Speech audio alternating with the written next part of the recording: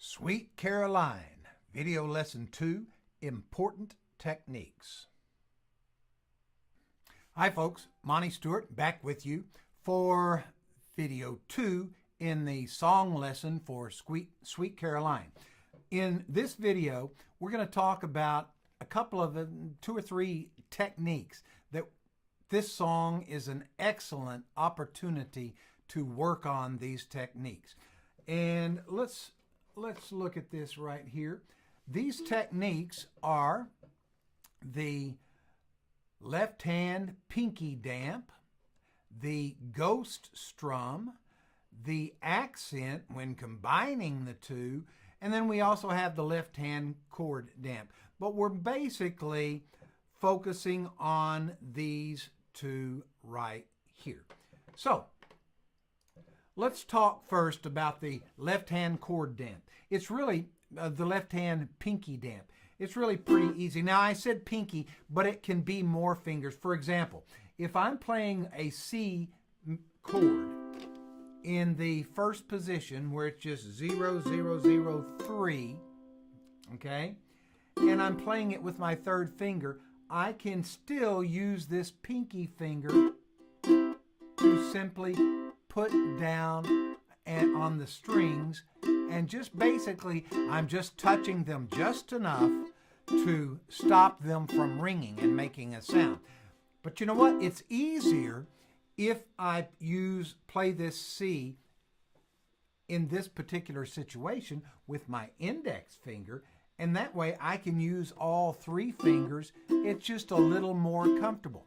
Now, here's how this works. It's really very, very simple. And it's such a great technique that you must master if you really want to sound great on the ukulele.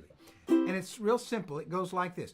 First of all, let's just think of your right hand. Now, I didn't mention one other thing here that probably I should have here, is we're going to learn this sort of triplet feel. Triplet, triplet, triplet.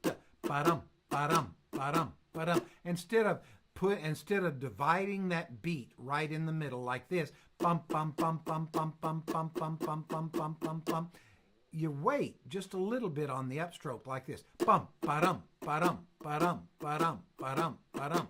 And we're going to use that strum in this song. And when you put that strum together with this pinky damp and the ghost strum, it sounds great. For example, let's play a C chord, and when we go down, the fingers are up. When we come up with the right hand, the pinky and the other fingers that are not playing, the free fingers, go down. So it's just up. They're just mirroring one another. When the right hand goes down, the fingers go up. When the right hand comes up, the fingers go down. Now, if we were doing it right in the middle of the beat, it would be like this. 1 and 2 and 3 and 4 and 1 and 2 and 3 and 4 and notice I'm getting that percussive beat right there, that percussive sound, okay? Now, when we do the triplet, it's triplet, triplet, triplet, triplet. We're really dividing the beat into three parts. 1, 2, 3, 1, 2, 3, 1, 2, 3, 1, 2, 3. And we're coming up on the 3. 1, 2, 3, 1, 2, 3, 1, 2, 3, 1. So we're going down on 1, skipping 2, and coming up on 3. 1, 2, 3. Bum, ba-dum, ba-dum, ba-dum, ba-dum. All right. Now, that is the pinky damp, or the free fingers. Let's call it the free finger damp, okay?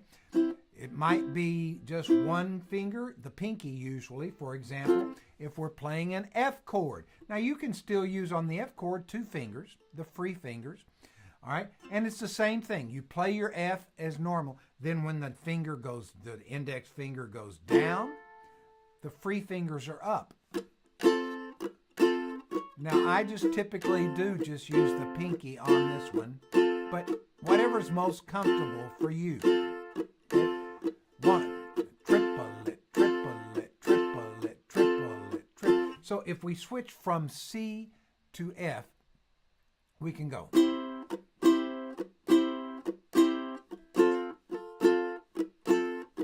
Now that's a little awkward unless we use a ghost strum. Now, the ghost strum,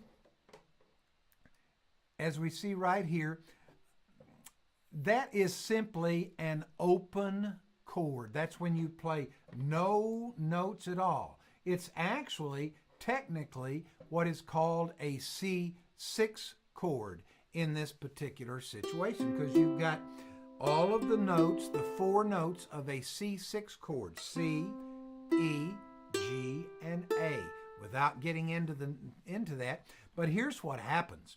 Look at this. When you play C and you use the pinky damp, now right before you go to the F on that upstroke, 3, open, you're going down, open. On the last C, you're going down, open on that upstroke.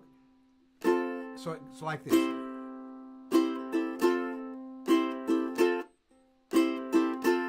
Okay? Think of it like doing this. If you just do this,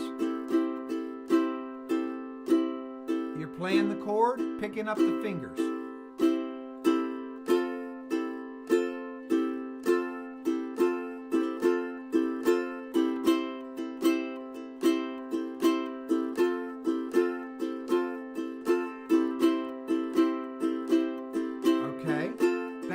What we call a ghost strum. Now, what makes it come to life is where the accent it falls, and you will become proficient of doing this, and your ear will begin directing how it sounds. For example, if I play this song, the verse, where it begins,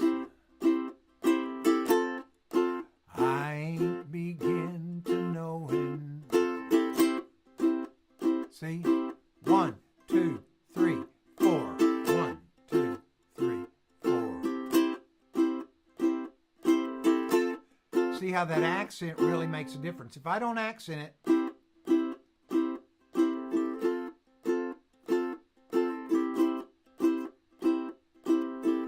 can you hear that sound in between the C and the G? Bum, bum, bum, ba-da-dum, bum, bum, ba-da-dum, bum, bum, ba-da-dum, bum, bum, ba-da-dum. So that's very easy. When you put them together and put the accent in it, that's really where this song comes to life. Now, the last technique, and we'll talk more about this as we go along, the last technique that we want to talk about is the left hand chord damp. Now, we can, let's just say that we are, for example, playing a G chord. Now, I can damp that with my finger, my pinky finger, okay? And that's pretty easy. Now,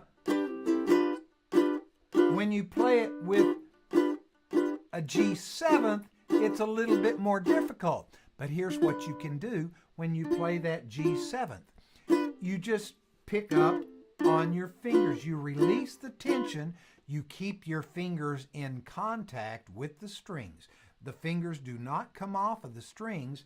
They just release the pressure. And when they do, it deadens the sound. Okay? So here's a G with a pinky damp. Now here's a G just using the chord fingers to damp.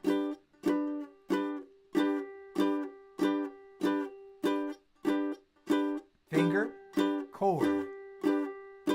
Finger, chord. Okay? Now when you're playing that G, if you hit this open G string, it's going to ring out. But it really doesn't matter too much, and you'll find that you will begin to your ear will guide you to just hit these last 3 strings. Okay? And and it just makes your playing come to life. So those are 4 techniques that we're going to be using in this song, and I will point out where they come and show you more specifically how to use them as we go through the lesson.